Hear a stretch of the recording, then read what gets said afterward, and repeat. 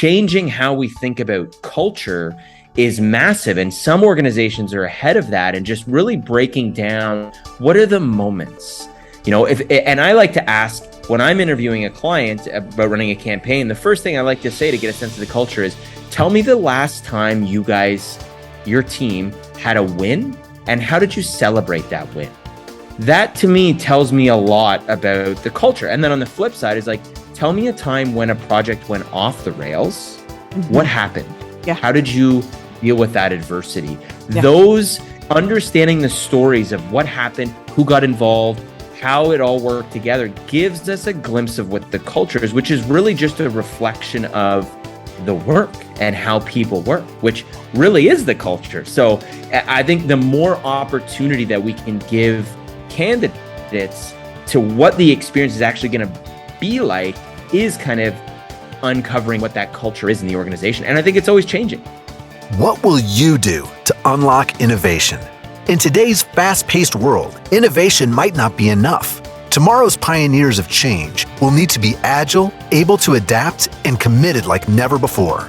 Your host, Sannah Vinding, invites you to listen in and join business leaders from around the world as they share their visions for success in our future business challenges. Welcome to Mind Innovation. I'm your host, Sannah Vinding. I'm always excited to learn. And in today's podcast, we're going to talk about how humanizing the hiring process actually will lead to better hires. I want to welcome Mike Thomson. He's a partner at Spark Recruiting. Mike has been in the recruiting agency for about 13 years, and his mission is to change the way employees and employers hire top talent. Welcome, Mike. I'm so excited to have you here today. Thanks so much for having me. I've been looking forward to this for a long time. So I've had 3 espressos and I'm ready to go. Awesome. I don't have my water, but I got my espresso earlier. So what about, humanizing the whole hiring experience? Tell me more about it. What is it? Yeah, it's the best way I can sum this up is most people don't leave jobs. They run from bad bosses. So the inverse of that is also true, where people don't necessarily join companies as much as they join leaders and bosses. So if that's a truth that I believe to be, or a belief, then why is the hiring manager not reflecting the most important part of the hiring experience, which is the people you're going to work for? There is no mention in a job description of the hiring manager, maybe by title, but nothing about them as individuals, which really is the most important and valuable aspect of that job you're selling. Yeah. In any other way we market a product or service, we would not leave out the most valuable part of the sell. And in recruiting, for some reason, we just fail to mention that. And I have a real problem with job descriptions, but I'll just start there with that as my jump off point, as my biggest issue with them. Yeah. So let's talk about the job descriptions. I had a guest on earlier and she said, if you looked on LinkedIn, right, and you looked at all these job descriptions, it looks like a dating site, just saying me, me, me, me. It's not thinking about that person you want to hire and saying, this is what we're offering, this is why we're great, and actually, saying it. So if it was a dating site, nobody will actually date that that job that was showing there. So what's your bring it out. What's your opinion? Yeah. So it's important to know that I believe the purpose of a job description is to market the job. It's the only piece of marketing collateral that exists to market this position. Yeah. So to your point, what other marketing collateral just tells the customer what they're looking for, not what the customer is going to get out of the experience, but what they need to participate. It's so one-sided. And I find, the job description does a great job. I'm going to give it a compliment here, but stay with me because I'm going to bash it for sure. It does a great job of highlighting what is the job? What are you going to be doing? What do you need to have from an experience standpoint to qualify? The 2 most important elements that are missing from a job description are how you work and who you're working with. Yeah. And you know how most people make their decision on whether they're going to accept a job offer or an interview request or even apply for it is how they're going to work and who they're going to be working for. And they are nowhere to be found in the job description. So issue, like throwing it down. If my big bet on the future is right, I am going to eliminate job descriptions and they will be no more. Yeah. No. So is there any companies out there where you can say, hey, they're just touching and going in the right direction? Have you seen anything out there? I've seen a couple, and I've seen there are some people that are actually looking at changing how they're written and kind of leveraging the power of storytelling to capture the essence of what that job is. There's some great, advocates out there that are, kind of working on bringing forth employer branding, and kind of employer value propositions to the forefront and really basing your job description off of that instead of, starting with when the company was founded. I don't know. I've been doing this a long time and I've interviewed a lot of candidates, and I can tell you right now, no one has made their decision of accepting a job because the company was founded 10 years ago. Nobody cares. Don't put it in there. It doesn't matter. No.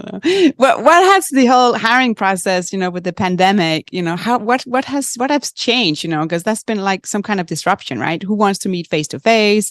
It's open up, you can maybe work more remotely. Not all companies, of course, right? But it has done a disruption to the skill set and when somebody's looking to hire somebody in. So what have you seen of what kind, what happens? The market has changed, and like hiring like it was in 2019 will never be the same. And, what got us here was the world shut down and we were forced to work from home. And what that showed is employees are actually productive working from home, and companies can still thrive working from home and having this access to talent. The problem with this is employers still being in their leverage position saw like, oh, this is great. That means we can access talent from anywhere in the world to work for us because we can employ a remote workforce. Mm-hmm. What they missed is the other side of the equation, where now candidates are saying, great, I can work for any employer anywhere in the world from my home. Yeah. So what it has done is it's given so much more power to the candidates in the hiring process. Employers had it all before. They posted a job. People would line up to want to work for them, and the employers got to pick someone, and they were lucky to be picked. Now, because there's so many more jobs, because you can work anywhere, candidates now have choice. And what that's done is it's given the power back to the candidates in a good way. But this transition phase we're in is employers don't know how to deal with this vulnerable position they're in terms of, well, we posted it and nobody's applying. It's like, well, yeah, you have to try harder now. Like, why should they apply? Yeah. What's in it for them? Why should they want to work for you? So this is the evolution of recruiting and hiring that is mirroring a marketing process, which a lot of people have been treating it this way, but now it's just going at scale and becoming the new norm. Yeah. Yeah. How about the culture? I know, because when you then, how do you see the culture now with remote positions, right? Or you have hybrid, or you're actually in the office. I've seen it's challenging, right? How do you actually get that experience that you're doing something together? If somebody's jumping on a virtual call, right, you don't chit chat too much. And if anybody is chatting, it can only be two people. It's not like when you walk into a meeting room and there can be a lot more of this chit chat going. And then again, when you end the meeting, if it's a virtual one, everybody, they're out of that meeting. Where when you are in the office, there'll be some chit chatting. So you're missing a little bit. So what's going on, and what's the new trend at how to build this relationship? Yeah, it's a great question. And I think the answer is we don't know yet, right? Like, I think it starts with a reframing of what culture is and what it's not. And what it's not are beer kegs and ping pong tables like we thought it was, right? Like, it's changed now where, you can't advertise your culture as a work hard, play hard because we have free beer and people want to stick around and hang out here all the time like it's a dorm room, because people have changed their relationship with work now. It's not work-life balance, it's life-work balance. People have lives that they value what they do outside of the office, and they want to fit work into their life. So changing how we think about culture is massive. And some organizations are ahead of that and just really breaking down what are the moments, and I like to ask, when I'm interviewing a client about running a campaign, the first thing I like to say to get a sense of the culture is, tell me the last time you guys, your team, had a win, and how did you celebrate that win? That to me tells me a lot about the culture. And then on the flip side is like, tell me a time when a project went off the rails.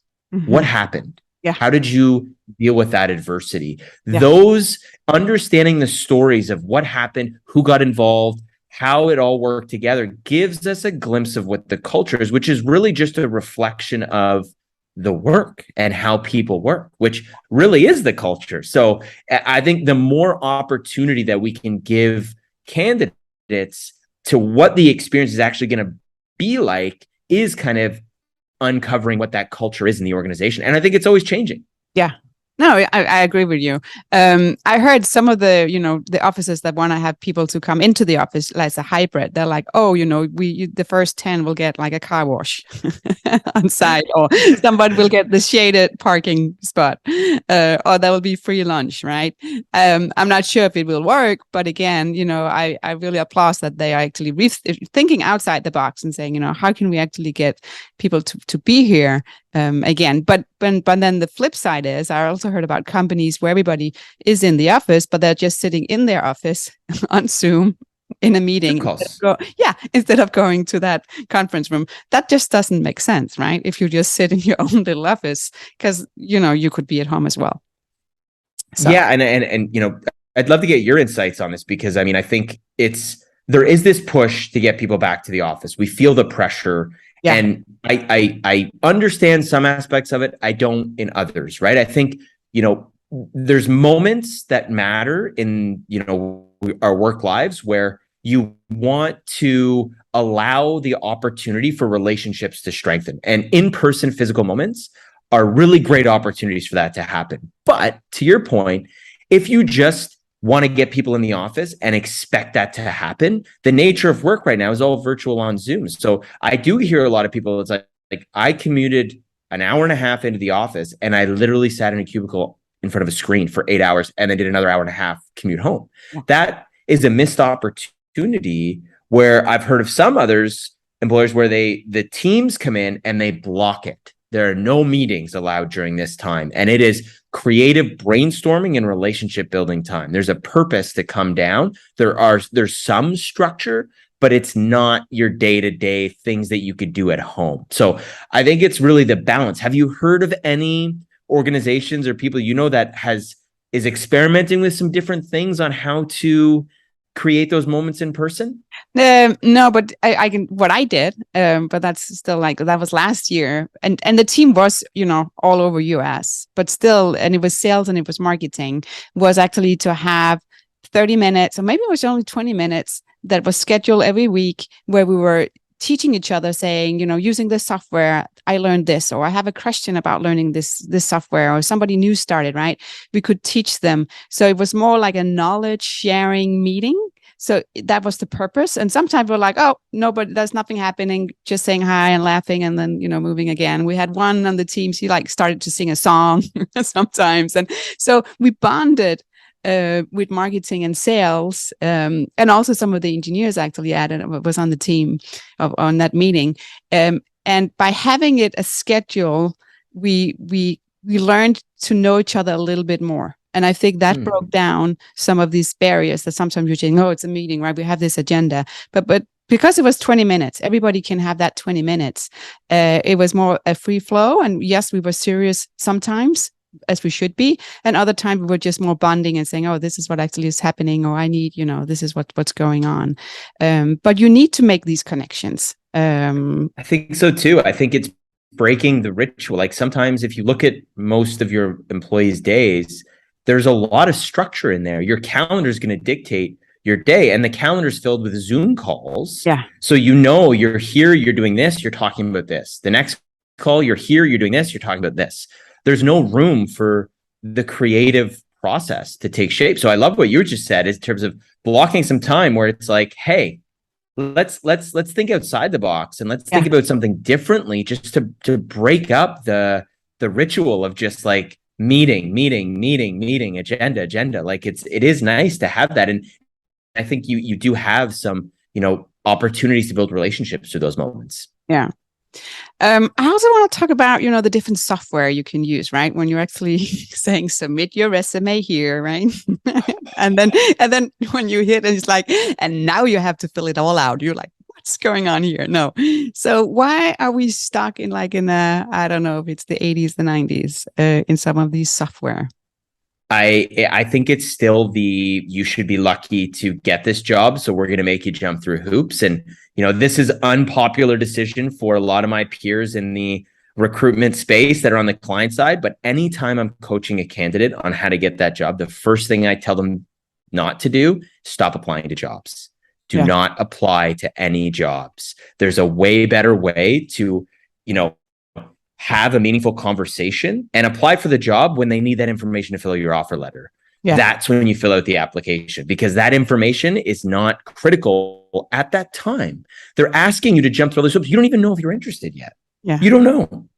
Why would you invest 30 minutes when you haven't talked to anybody yet? I don't know if I'm interested. It's just like, if we go back to the dating analogy, you're setting up date 4 and 5 before you meet for the first one. You're like, hold on. Can we have a conversation first before we decide where we're having dinner in day 2 or 3? So it's you gotta and again, it's unpopular, but I always say, don't apply, stop applying to jobs. It doesn't work.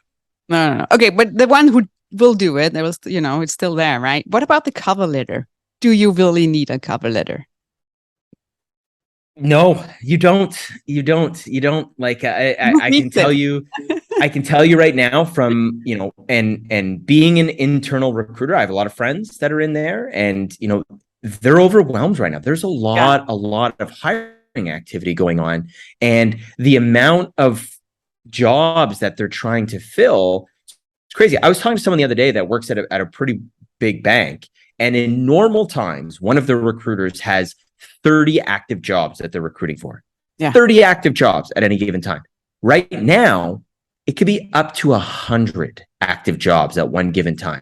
So let me turn around and ask you, if you're a recruiter and you have to fill 100 jobs at one time, are you reading cover letters? No, you're not. You don't have time. Yeah. At the very best, someone's skimming your resume and giving it a solid 90 seconds to 2 minutes, and that's being generous. Yeah. So, we think that the resume is really going to win us the job. And that's why I'm saying there's a better way to market yourself for these opportunities. That's why personal referrals always work. Yeah. Do personal referrals apply to jobs? Never, after the fact, because they talk to someone and they tell them about the job. I think you'd be great for this because of these reasons. Okay, cool. Let's move things forward. And then they apply to the job. So that's why that method's so effective. Yeah. So other advice, right? So this is, I think, the first great advice, right? Stop applying and actually your network and go that way. What other advice can you actually provide? Yeah. So for candidates, and I love this, and we actually have, it just went live on our website, where you can go and access a step-by-step process with video on how to land your dream job step by step. And it doesn't include applying for anything. So I'll walk you through this briefly, but essentially LinkedIn is a great tool to search jobs that are available. If I'm looking for a VP of sales job, I can search that and see all the employers that are hiring for this job. Great information. I've started my research. I come across Amazon, just using that as an example, hiring a VP of sales. I read the job description, and the job description doesn't tell me who the hiring manager is, but it gives me their title. Then what I do is I put that title and search that in LinkedIn, and I find the individual that's going to be my future boss. Then what I do, I connect with them. And this is key. In that connection request, you need to say why you're connecting with them. And that's the important thing. That's your cover letter. That's your personalized, authentic moment as to why do you actually want this job, or why do you think you want this job? That's your 300 character elevator pitch to do. Send them that request. Soon as they accept it, because they will, because there's a lot of hiring going on, and you're a rock star candidate that is taking initiative, showing that you have a reason and you're interested in this job, not just any job. Two things that both leaders like. They accept it. Now it's fair game. There's tons of different ways you can do. I like to shoot a video, send it to them, introducing yourself to kick off the conversation. If you don't feel comfortable there, you can write and start the dialogue of that meaningful conversation. But that's how you're going to get one step closer to landing the best job for you, is by having more meaningful conversations with your potential future boss, because you want to know what they're like and if you are going to get along with them before you decide if you want to apply. Yeah. So how important is it to be active on LinkedIn, in your opinion? I think it's very active. In general, right? Not that you have to connect with other, but just to have, if you write a post or you make a comment, how important is it? I think it's very important. I think if you're on LinkedIn, you're an influencer. If you're on there and you've made one post, you're a social media influencer. Now, it doesn't have to be a full-time job. You don't have to think about a content calendar or creating daily content or things that way. What it does mean is start engaging with people's content. It's very easy to see people in your network, what they're posting about, what they're tagging, and jump in the conversation. Yeah. It doesn't have to be overcomplicated, but if you are on LinkedIn, it's a great tool, but you have to keep an active network. Don't just use it when you need something. Yeah. And that's the mistake a lot of people make, is they have LinkedIn, they don't look at it, they need a job, they go in and immediately they just start asking for things from people. That's not the way a network works. It's a give and take. You want to give back so that when you need something, you have active network and they want to help you. So if you plan on using LinkedIn at some point, start using it now. Yeah. Yeah. Plant the tree today, right? If you exactly. Ago, you're planting it today. Yeah. What about skill set? What are you seeing? If you're seeing a lot of these resumes and you also, with the companies, right? What kind of skill set are they looking for right now? What's the top ones?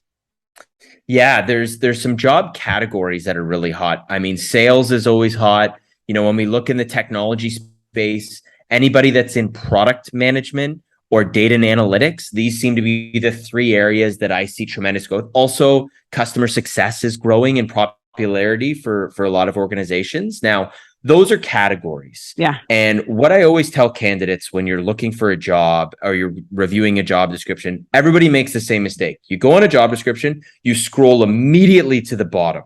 And in the bottom, it has 10 to 15 bullet points of required skills and experience. This is the first thing you look at. And if you have a lot of them, you're excited about the job. I can do this job because I have all this experience. Now you move up to the roles and responsibilities and think about that. I flip it. Start with the roles and responsibilities. Does the nature of this job excite you?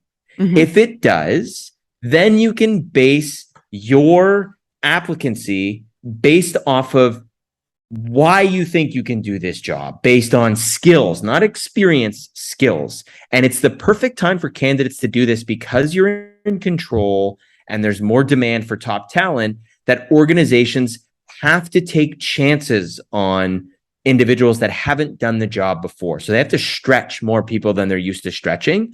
So it's an opportunity for you to do something new, learn a new skill, leverage what you've done. Now, don't tell me you want to be a neurosurgeon, because there are some limitations to what you can do, but there's also a way to take a skill set you have and build on it and try something a little bit different. If you're in sales and you want to try a tech support role, sure, give it a shot. There's ways we can craft that story that make you an attractive candidate, especially if it's within the organization that you're already at and you're just looking at moving around. So it's a great time for candidates to experiment and grow their skill set.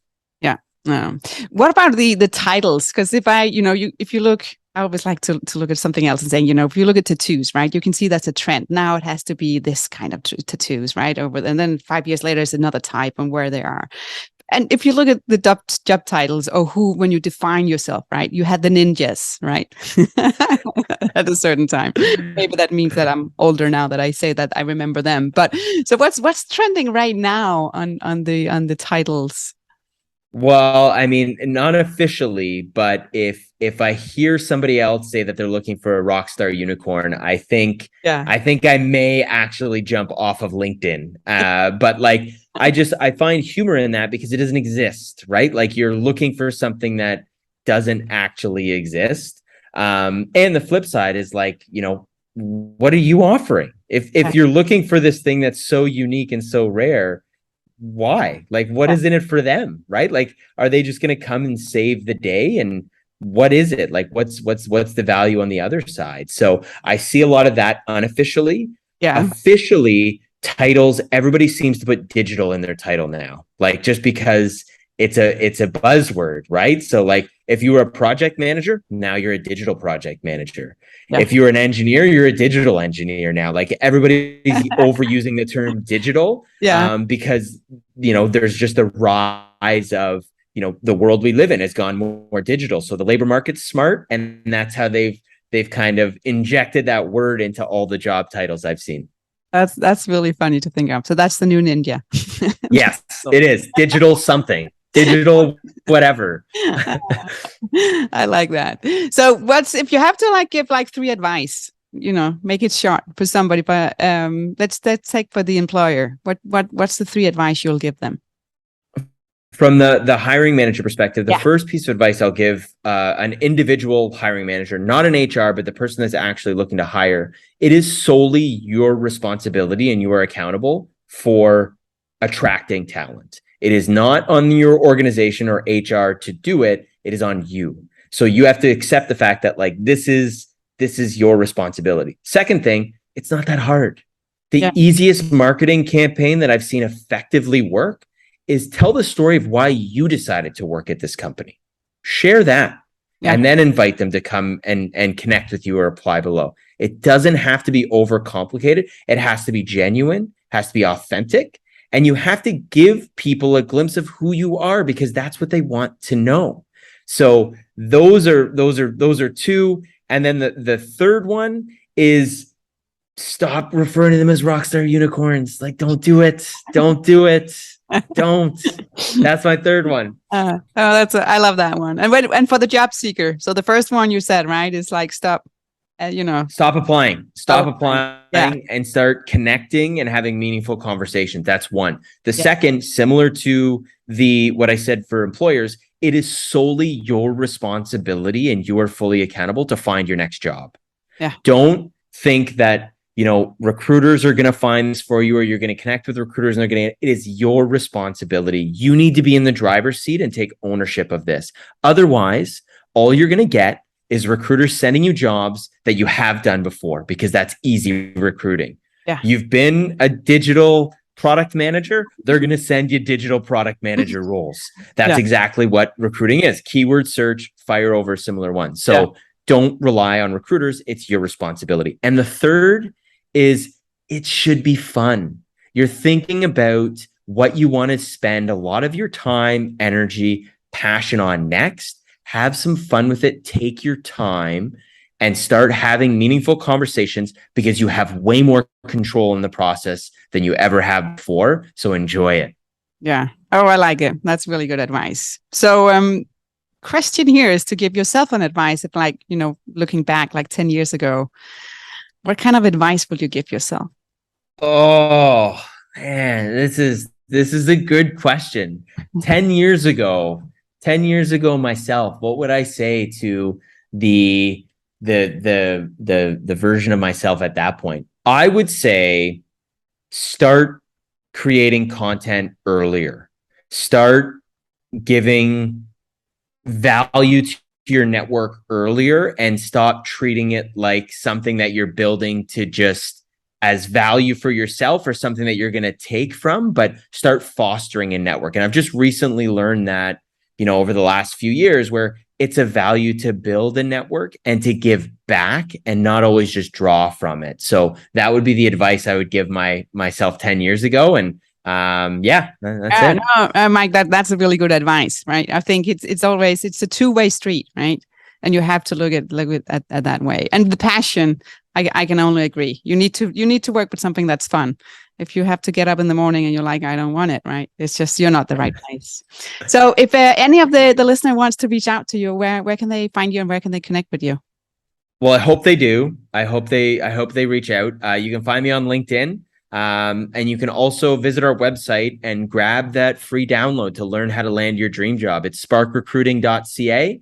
and it just went live. So you'll see myself and my business partner, Brian, on video talking you through how to not apply for jobs, but land your dream job. Good tag. Awesome. And I'll add the links to the show notes, and I will also put it on the episode page for mindinnovation.com. So easy to go there. So Mike, thank you so much for being on the podcast today. I think it was great to talk about, and it's time for a change, right? I think it's just we're ready right now. I think we are too. And I want to thank you for having me on the show. I had a blast. Thanks for listening to this episode of Mind Innovation Podcast. New episodes are dropping bi-weekly, so make sure you're following wherever you get your podcast. You can find me on LinkedIn, search for Sannah Vinding. You can also find me on YouTube, search for Mind Innovation, or go to my website, sannahvinding.com or mindinnovation.com. Stay curious, keep learning.